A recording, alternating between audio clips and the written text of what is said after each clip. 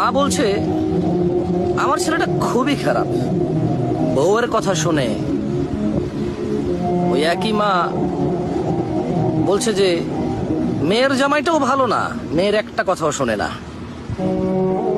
বোন বাপের বাড়ি এসে বলল যে ভাইটা আগের মতো নেই, খারাপ হয়ে গেছে, তত্ত্ব তালাশ করে না, দাওয়াত দেয় না, খোঁজ খবর নেয় না, ঈদ চাঁদ কোরবানি যায় জামা কাপড় দেয় না, একটু দাওয়াতও করে না, একটু বিপদে পড়লে হেল্প করে না।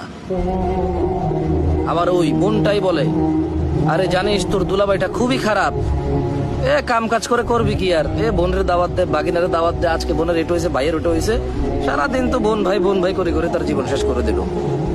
ভালো পড়েনি জামাইটা, মানে ভালো পড়েনি। অবাক অবাক করা চরিত্র না?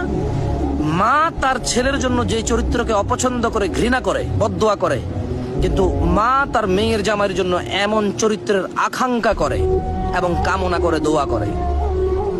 বোন তার ভাইয়ের যে চরিত্রকে অপছন্দ করে, কিন্তু ঠিক তার স্বামীর জন্য সেম চরিত্র বেশি পছন্দ করে, নির্বাচন করে, এবং সে এইটাকে কামনা করে, আকাঙ্ক্ষা করে যদি এমন হতো।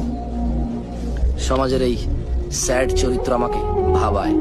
আমি সবাইকে বলবো না, এরকম হয়, আমরা দেখেছি।